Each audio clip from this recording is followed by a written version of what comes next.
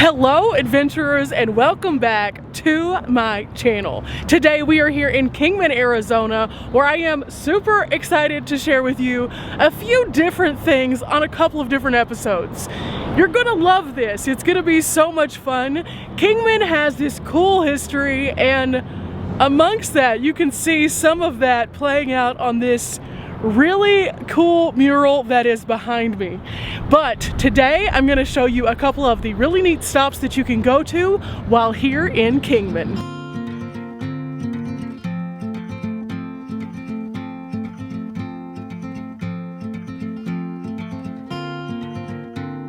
We're gonna kick this trip to Kingman off with a really cool museum that I've wanted to stop at many times, and I've never made it here when it's open. This is the Mohave Museum here in Mohave County.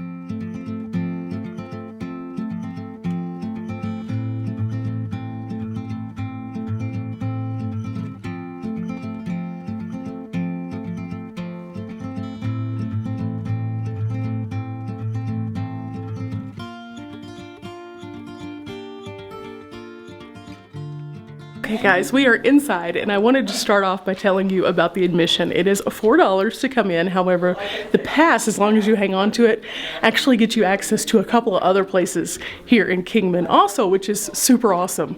Now, as you're first coming in, it's kind of a big circle, they said. So we enter in through this Hall of Presidents, and there are portraits of literally every president and every president's wife in here, and they are so good.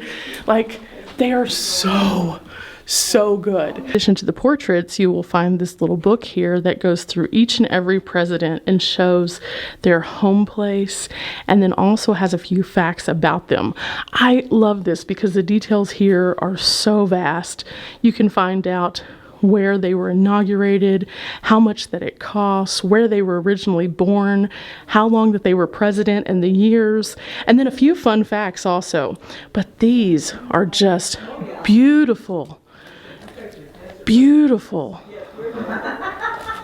You can see the details here are going to be amazing, and for this to be a smaller museum, it is going to really have a lot of impact, not only on sharing the community story, but on a much more broad scale, which is really cool.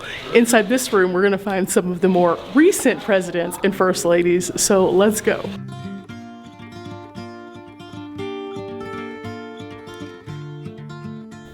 Here we have the Bidens, in fact, over the presidential seal, because they are the current president and first lady. And then as we kind of go through this corner, we have both of the Trumps, and then here's the Bushes, the Obamas, and then something that you might notice also on these as we're looking is they have these little placards of the years that they served. Politics aside, that's not what this is about. This is about seeing these images. These are wonderful images, and the artist who did these is fantastic. Like, so fantastic. I see the little details, even in the highlights of the eyes and things like that, and it's just gorgeous. And this is definitely a cool feature that I haven't seen anywhere other than at the Smithsonian. At the base of this area, you can find a more recent timeline of some of the presidents, and then also some of the major things that have happened. So there's a timeline that has the Cuban Missile Crisis and the Vietnam War, and all the way up to the budget surplus of 1999.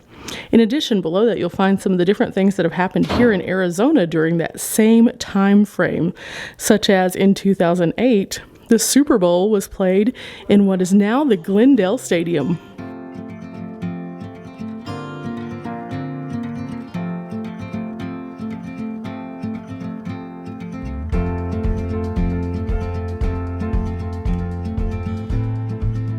In addition, in this room, you'll find some very important things, like these flags right here, and each one of them has a small indicator of why it is significant. Of course, we know that a folded flag is a military style honor. It's pretty personal, and you need to come in and read these to find out why these are personal to the museum itself. Definitely touching stories. Now away from the Hall of Presidents and into something that looks really fun and a lot like Route 66.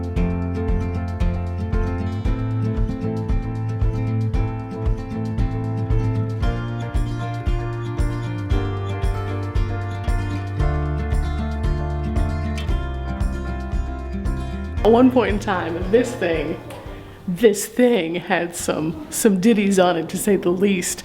Look at this lineup. There's a little Nat King Cole and Eddie Fisher. There's some Bud Roman, some Glenn Miller, Al Goodman. Yeah, this is really cool. But after this came something that looked more like this. And the lineup on this one, oh, the lineup. Do you see the Ames brothers and Patty Page, Ella Fitzgerald? Yeah, there are so many good ones on here. The Carter family, Glenn Miller, Chet Atkins. Yeah, this one has some good stuff on it, guys. Go with me on this. Envision yourself sitting at a diner and you are enjoying your time with friends, and all of a sudden the jukebox kicks over. What song are you listening to? Think about it. Leave it in the comments. Let me know. Of course, Kingman is a hub for Route 66 and an iconic stop. So this particular mural and all of the people who are in this room definitely played a part in that vision of what Route 66 really meant. And I mean, how could you not love Maryland? It's Maryland. It's Maryland. Now, Kingman is a part of the western portion of the United States. In fact, at one point in time, you would find people coming here to explore the area and learn more. And they might have come in covered wagons similar to this. Now, this is a half-scale model, but the covered wagons of the past were the RVs and vans of today. They carried literally everything that they needed, their supplies and their bedding and everything else, so that they could get from point A to point B. Now, obviously, more modern day cars are much more efficient. A trip in one of these covered wagons would have been excruciating and long, and it would have taken so much more effort than just getting in our car, filling it up, and going. But there's a few reasons for why it would have been so excruciating. Let me show you. One of the reasons why that ride might have been a little bit more rough is because these were your wheels. You didn't have the rubber that we more modernly use. And so each and every bump you would have felt inside, and likely it would have tossed all of the contents of the interior time and time again. Of course, this is just an illustration, but this is a very good illustration. This illustration was actually created by a Vietnam veteran and brought to the museum in 2014. And there's a news article right here talking a little bit more about it. I think it's very cool that this museum has so many different influences from throughout the community. And speaking of that, let me show you something that is spectacular. This is something that as soon as I walked into this room caught my eye, and I actually spoke to the director about it a little bit more in depth, and he gave me some reading material, and I am so excited. As we walk through this section, you'll notice there are a set of footprints, and these footprints actually lead us to a series of cases. These are some of the original displays from the first iteration of this museum, and they are spectacular. Now, would you believe it if I told you that all of these were created by a single person who was wanting to share the history of this area? Well, that is absolutely the case. In fact, the man who created these displays did so in a way that was very much so a work of passion. He created these as a secondary thing. He was working in a local mine and working on these projects when he wasn't working at the mine. And you can see the details that are coming through in each layer, each color choice of paint, and the story itself. The section is called the Mojave Epic, and it is spectacular. There are several cases that line the entirety of this room, and each one has specific details to telling a story. The story is actually provided right here above each of the displays. And as you look at the way that he tells this story, you can see that he was definitely tuned in with what has happened in this area and the native people who once roamed the area. and I think that it is beautiful. And I definitely have to show you a little bit closer some of the finer details, and then also talk to you a little bit more about it.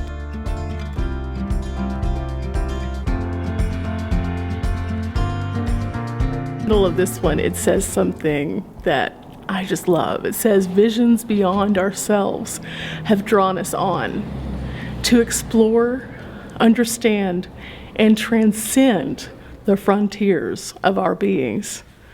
I think that's amazing. And every single selected detail, from the tones of the paint to the pebbles in these displays, is just fantastic. Now, I have seen a lot of different dioramas at museums, but these take the cake. I mean, the detail, the incorporation of the pictures and the characters and the small items that are encased within these.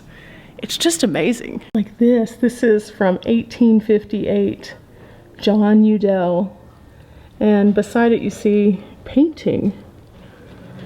There are actual accounts from people who were traveling through the area, in addition to U.S. mail pouches, photos of the chiefs,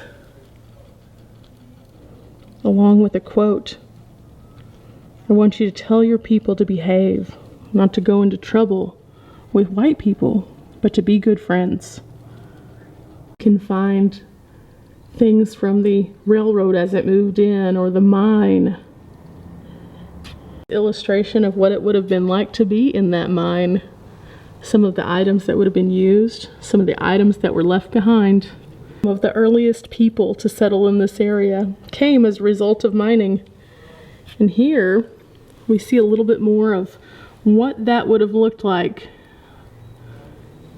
I think that this photo is one of my favorites. Kingman in 1898. This is a very different looking Kingman than we are presently standing in, to say the least. So again, as we're going through here, each one of these has a descriptor at the top that tells you a little bit more about what you're looking at. So while you can get lost in the fine, minute details of each display case and their interesting quotes, facts, and items, you can also learn a little bit more by reading what is above. For example, in this one right here, this is called number 4, and it says, "The child, as he matures, begins to develop ideas and concepts of the world around him, and first conflicts develop as he learns that there are others sharing his world." And of course, this case starts talking about how people are coming in on the stagecoaches and wagons and exploring the territory which was only occupied by Native Americans. I'd love to show you each and every one of these in detail, but I want you to come here and find the details which inspire you. I want you to read all of the different really cool things that are above and overhead, and see just how we go from the beginning all the way to this very modern time here toward the end. I think it's fascinating, and the man who put these together did such a good job. But in addition to these beautiful cases, there's something else that I want to show you. The mural we are currently looking at was an additional portion of the original museum. You'll notice that there are beautiful colors and textures provided kind of as we go through a walking timeline of what is also echoed below in the Mojave epic. There are gorgeous scenes depicted, and the more that you look at it, the more you realize that this is in fact Mohave County.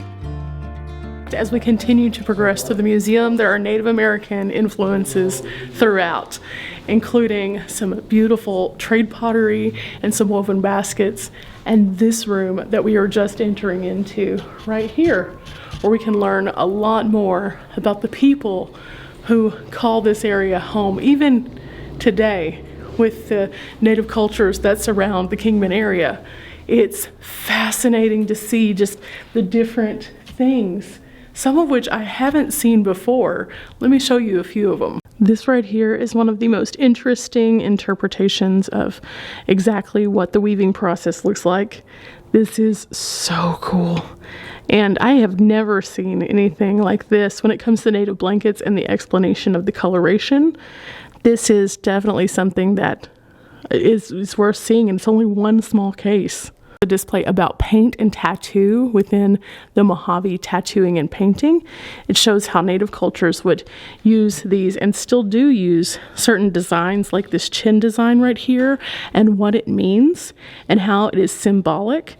And I think that by learning about things like this, we definitely can understand a bit more about the people themselves and why certain things were important. In a lot of native cultures, this is still something that's very predominant, and being able to understand why it's important and what the relevance is something that we should make an effort to do, instead of just saying, oh, okay, cool. We should instead say, oh, what does this mean? Can you explain this? Learning is super cool, guys, and the more that we learn, the better that we become. But that's only one small area. There's a lot more to this room. In this area, they have lots of different styles of kachinas, and each one of them has a description. So, like, for example, the clown kachina says overdoes everything as the description. The cloud person represents the cloud people. This one is known to be the bear kachina, or the good hunter. This one is called the crow bride. Talks, sings, and dresses in white, instructs youth, carries a whip or basket. This man right here, his name is Ansel Taylor, and you can see that he is wearing this very vest. This is a brain-tanned vest. That's right, brain-tanned. It was made in 1926, and I think that now we should probably discuss what brain tanning or braining is. Now, I have to say this is the first that I have seen of this particular process in any museum, brain tanning or braining. And it is exactly what you think it is. It's tanning that is done by cooking down brain and some other items, and then actually used to preserve the material, and it actually makes for a much softer leather. Now, in some of the other locations that we've been to, we've talked about how when they were to hunt animals in the native cultures, they would use every piece of the animal for something, and this is a direct result of that. This is the squashed kachina, a chief kachina for the Pumpkin Clan. One right here is a Kachina Chief's lieutenant, and it's supposed to help bring moisture to the village. Now, I believe this is pronounced Ahoti, or good hunter, and they think that this one was derived from a plains tribe. This one I believe is Hote, representing flowers of spring. For some of the things you will find in here. In addition, after learning about the weaving process, you will see all of these amazing woven rugs around the room. So I just think that's really cool. About the pronunciations, I am not the best at this. I am the first to admit. So if you are a person from one of these cultures, please do not cringe. I am trying so hard. I think that the culture itself is amazing and I want to share it. But unfortunately, with my Texas accent, I am not the best sometimes. I know that. Now entered into Imagination Lane, which is like a miniature setup, and there's a lot of detail here, so I'm going to show you some of my favorites and tell you a little bit more about this. This particular project started in 1987 when Fred Lemming, at the request of his wife, started building in miniature. All of the pieces here are scaled to the size of the locations that he's building. This is not a dollhouse, it is actually a miniature construction. Reference for this was a Victorian home, and he was kind of looking at the 1900s. Everything that you see here was actually built by him except for like maybe one piece, and it's just because he couldn't figure out how to make it that way, I'm assuming. But it's pretty neat to see this one. But there's more. Inside the home you can also see actual people and glimpse into their lives. and see what it would have been like to live in this tiny home. Here, this little boy has a dog and then also a train set. You can even see that he has a goldfish on the top of the counter. Here would be the parents' room, and you can see there's little fuzzy slippers over by the seating area. They even have what looks to be a little chamber pot in there, which is kind of interesting. In the kitchen, looks like there are some fresh cinnamon rolls on the table, some fresh cut bread.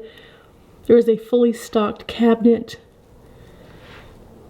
And then inside, this is a very bold pink decor for the living area. In this room is a very cool saloon, and this one was not made by the same man. It was actually made by somebody else, and it has a kind of different scale to it. So look at this. This thing is, there's a lot going on in here. This is the Mercantile store and saloon. It was originally scaled at 1 inch to 1 foot. It is 36 inches wide by 25 inches deep and 36 inches tall. Now this one was donated by Eileen Minton.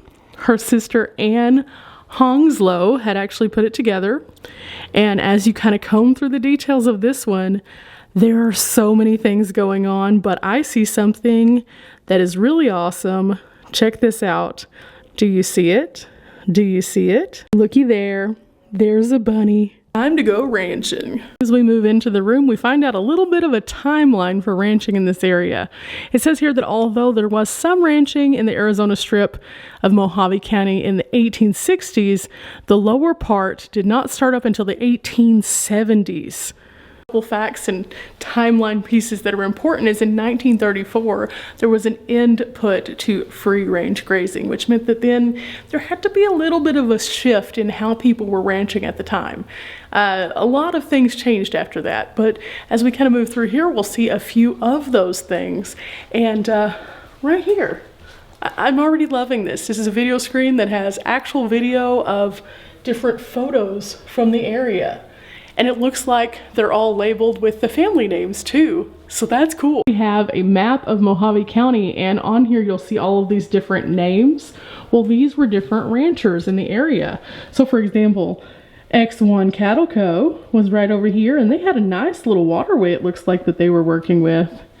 Up here, it looks like this was Frank Hunt.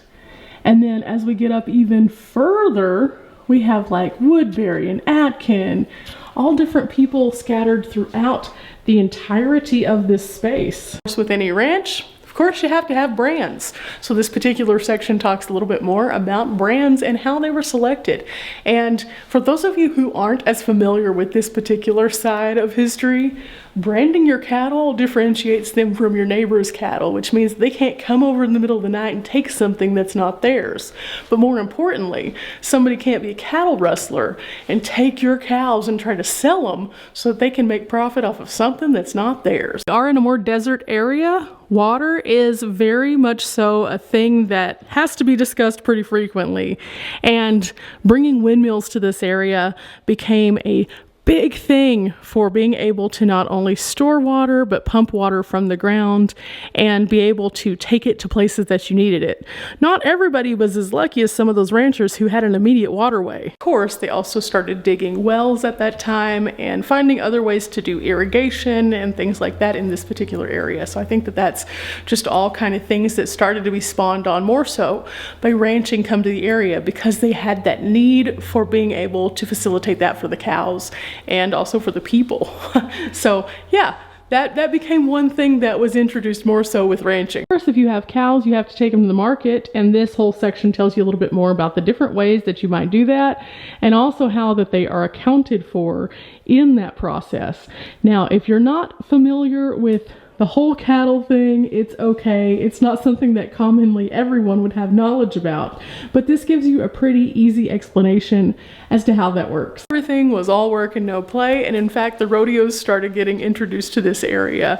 And right here you can see this is actually one of the promotion signs for a Labor Day event, but also there's some photos right here that are pretty cool. You can see that there's an arena built out, people were pulling up in their cars. This was was a huge source of entertainment, but also could have some money on the line for those who were competing, and still to this day is something that very much so is that situation. But you can see here that it was probably not brought here for the same reason we might think. As we look at a couple of these pictures, it says here that the rodeo was probably started as a way to settle arguments amongst cowhands over who was better. And it became this thing that turned into entertainment for the masses. In this case, we also learned that the first official rodeo happened on July the 4th of 1888. And that it was a pretty big success. In fact, that particular location that it was held was in Prescott, Arizona, and to this day, they still have rodeos.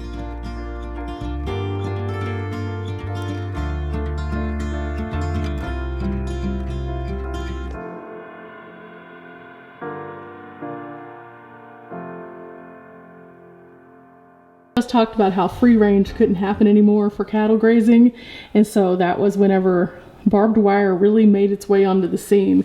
And as you see, there are a variety of different kinds of barbed wire, none of which I recommend you getting tangled up in. Okay, this is like the coolest thing ever. This is a gun which is actually embedded into a tree. That is crazy. Who out there loves to iron clothes? If you do, you probably like it because it doesn't take very long, but could you imagine ironing clothes with something this small? Just to kind of give you a reference point, it's little bitty. Home life was a lot harder for many other reasons. Washing clothes, no washing machine. Instead, this was the washing machine. Some little elbow grease, some hard scrubbing, and you too could have clean laundry. Yeah. You also didn't have a dryer. Your clothes would be dried on a line outside. A lot different. I love me a good ghost town enough that I've been to several, and you can find those on the channel. But this display is, oh yeah, this is gonna be fun. Let's look at chloride first. Now, chloride has kind of an interesting history because before trains were in the area, chloride was actually booming because they were near a waterway. The waterway would allow them to ship things out down the Colorado River, and they were able to be very efficient in this manner. So chloride became the place to go. This is what those boats might have looked like that would have been coming up and down the river. And you can also see that this long line of mules pulling things up and about were actually how they would get things from the mines over to the boats. Now, I have written about this, but I don't think I've shared it on my channel before, but chloride was mostly known for silver or lead and the byproduct galena. And while they were finding all of these things and the price was going boom, boom, boom, boom, boom, people were flocking to the area. And with that came some interesting ordinances. In 1900, it was stated that no person shall appear in public place naked or in a dress not belonging to his or her sex. This one. Chloride became the first incorporated city in Mohave County to say a mayor will be selected, then the city of Chloride will be the same city as New York City. You can see here in the 1870s, this is what Chloride would have looked like. That was a grocery store and saloon. There was also a restaurant. The mules were the transport of choice because they could get around on the rocky surfaces and be able to carry a lot of weight. This picture is actually kind of interesting because it's from a July the 4th celebration. Yet you notice that it says ouch. Well, drilling contests were always a favorite at a mining camp, and they were expected to bore into a granite slab with a sledgehammer like they're doing right here at a rate of 2 drinks per minute. You can see on this display there were some actual buildings, but a lot of places actually had tent cities that would come and just pop up as a result of mining coming to the area. And this is what it might have looked like to be in one of these tents. Everything looks normal, right? Well, if you look at the walls, it's actually a canvas. And as you go up to the top, also a canvas. While this did have its positives, it also had a lot of negatives. Positives were that they could be constructed extremely quickly, so as cities began to pop up faster and faster, they could accommodate the miners coming into the area. The negative, They were extremely hot or extremely cold. There was no controlling that, and a lot of times it's kind of miserable. We have now entered Oatman, and Oatman is a notorious stop along Route 66, but long before the Mother Road came through, it was a mining community that looked like this. The Tom Reed mine was discovered in 1908, and it is said that by 1925 it had paid over $2 million at the time. Today, that would equivalent to over $50 million. Because of the success of that particular mine, Oatman became a popular place for people to come. And a big strike was made again in 1913 that resulted in the development of this mine right here. This is the United Eastern Mine. In present day money, this mine would have put out $125 million. To this day in the Oatman area, there are still mines that you can literally walk up to and see where they were just punching holes in the side of the mountain. And there are still some functional mines in that area also. We mostly know it as tourists, as the town that has the donkeys. But did you know that the donkeys are there because of the mines? They didn't just grow wild in the wilderness. No, they're there because of the mines. Of course, as mining changed, they had less and less need for the donkeys, and they started to turn it into a more modern looking operation, as you can see. At one point, not only could you mine the area, but you could also come here to purchase your special piece of gold. These cases, you can see a variety of different nuggets from each place that we're visiting.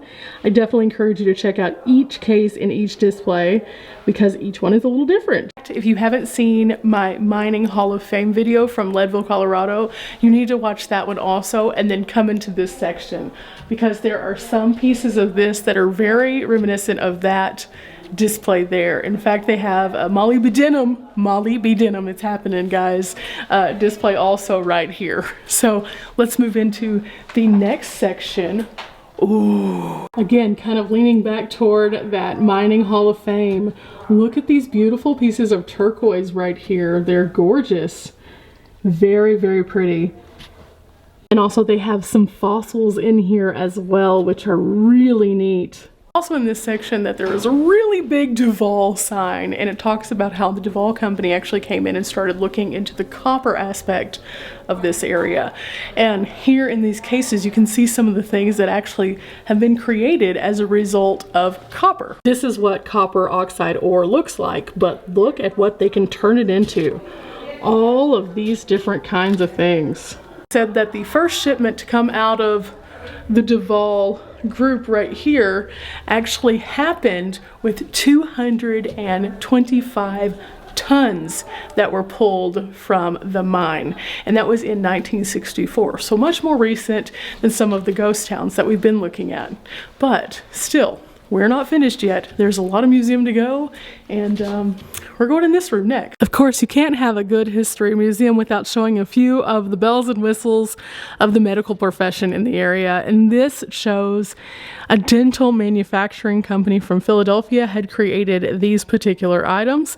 That looks menacing and scary back there, just saying, but very cool to see all of these different items. What is this? The good guys wore white hats. Yes, they always did. That's exactly right. But why? That the white hat actually symbolized decency, honesty, purity. And so people could relate. As soon as they would see that white hat, they would know that is the good guy. And so this is kind of an interesting little display, but let's find out why it's here in Kingman. It's because of this man right here, Andy Devine, and you can see he's on several different Kellogg's boxes, and then right here there's a record, Wild Bill Hickok, and Jingles on the Santa Fe Trail. Very cool.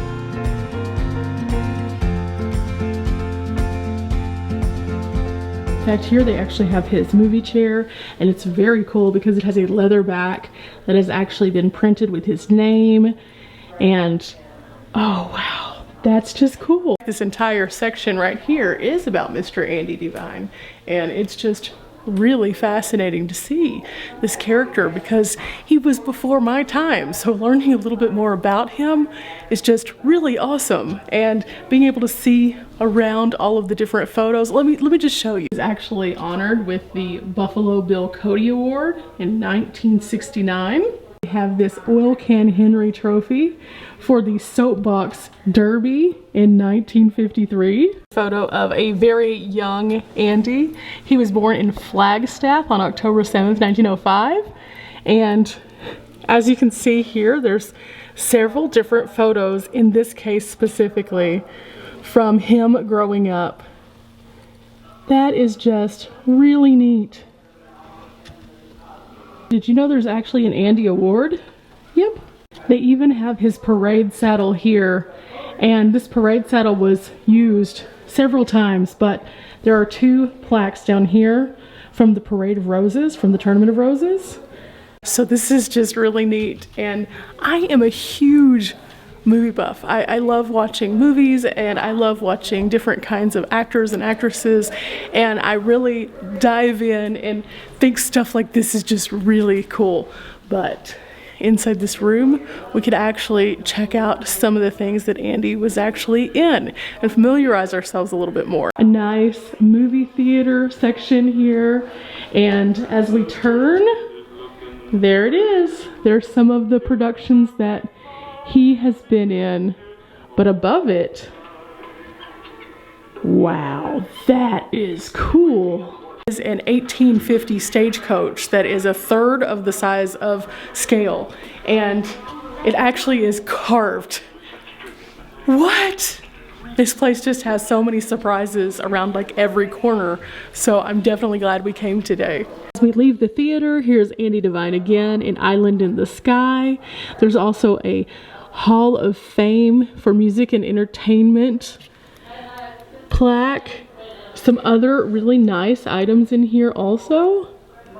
These display cases, we find a little bit of everything amazing. There's some fine china in here. There's some like manicure sets. There's some very dainty things for some dainty ladies that are from the past. And I love it. There's just so much cool detail. So these are some of my favorites, but again, this whole wall, you have to come and check out. That is actually an original Arden right there with the mirror still intact. There are a couple of different curling wands or curling irons of the time. And then this set right here is beautiful. It has a pearlescent coloration to it. You can see that there is a brush, a comb. It looks like a fine brush there, maybe a powder area. And there is this beautiful tea set right here, and you can see that it is etched with an N. Actually donated by John and Eveline Neal. And it's in such amazing condition. It's not tarnished looking or anything. It's gorgeous. And then this is just super fun. These are little cookie cutters.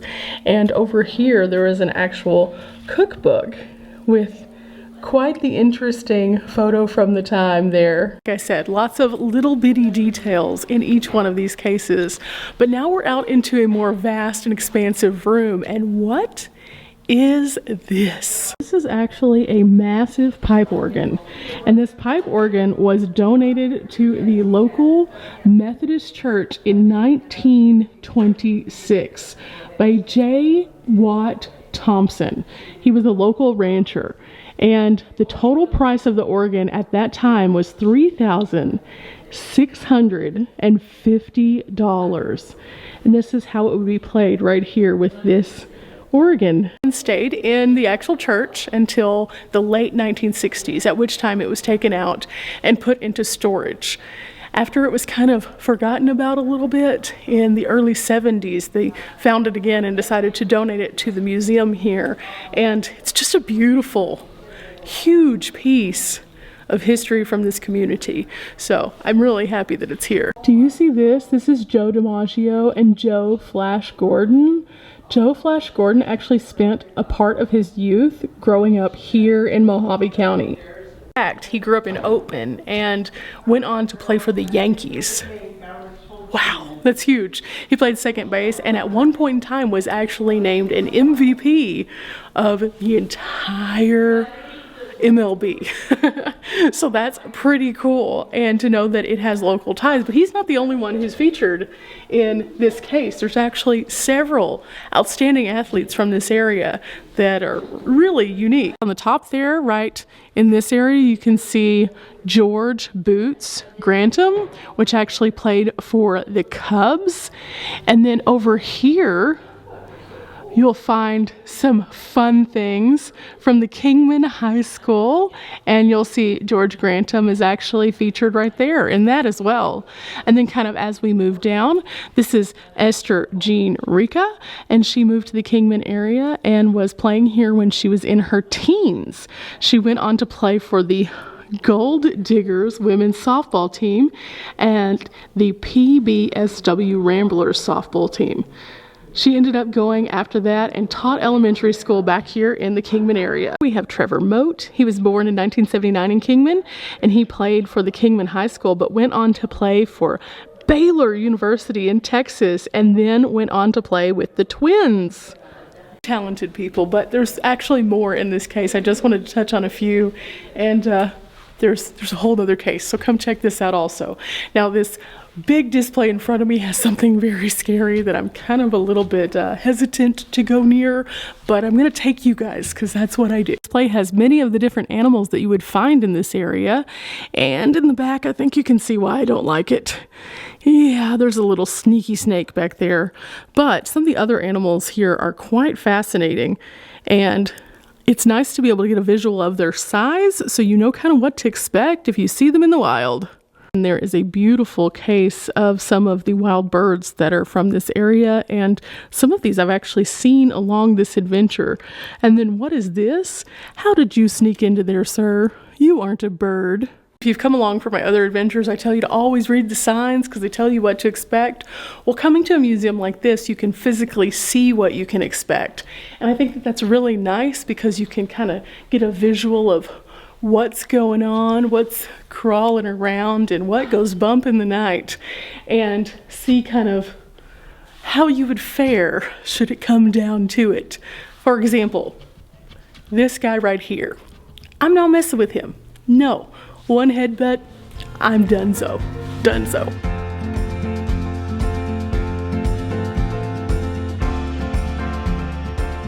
This large gallery just before the exit, we also find this area from 1942 to 1946, KAAF. What is that? Let's find out. Like most areas in this part of Arizona, they did in fact have some military presence here.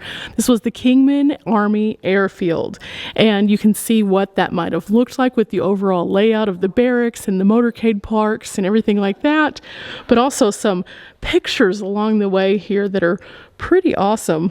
I think that this one is my favorite. It shows that they're just out there having a good time, not having to worry about all of the stress of training. The base itself was brought here because originally they thought this to be a perfect location. This happened before the start of World War II, however, and ultimately it ended up fizzling out because of the war. However, due to the access from the newly constructed Route 66 and the climate that they typically have here in Kingman, they thought this would be a great spot. And for a short time, it was. It became such a popular spot, training over 36,000 gunners, that Bob Hope actually came out to do one of his GI shows. These characters right here might look super familiar, and in fact, they were a piece of nose art. Pilots and crews on warplanes especially would create these little graphics that would fit on the nose section of their planes. And right here, you can actually see this piece of art on this particular plane, ready for takeoff during World War II. The cool thing about this piece right here is it was actually salvaged, and it was brought here so that we could see what that might have looked like in real life land instead of just in the photos. The photos speak 1,000 words, but seeing it in person just brings it something a little bit more tangible and real. On February 26, 1946, the Kingman Army Airfield became a storage depot, and they called it number 41. They brought in planes from all over the world, and they were put at different places Kingman received 7,000 planes and was at one point in time called the world's largest concentration of aircrafts. There is still a very large collection of decommissioned aircrafts here in Arizona, and we're going to go see those, I think, on a different adventure if I can get a ticket. You have to actually get a ticket to go see them. You can't just walk onto the grounds, but I think it will be definitely something that would be kind of fun for us. So we're going to try to make that happen. It's right here in Arizona, and it's definitely something fascinating. Earlier we were talking about turquoise. Well, look at these. These are pretty amazing, wouldn't you say? Now, these pieces were all carved by being sent to places like Japan and Germany. But before they were carved, they were actually found by this man right here, S.A. Kolba. He was digging for turquoise in this photo, and you can see some of the things that he was pulling out. Now, they probably looked a little bit more like what we saw in the other case earlier, prior to being carved. Southwest, you find a lot of different kinds of turquoise items and beadwork, things like that. So this impressive collection is really amazing to see. Okay guys, we ended up with some postcards.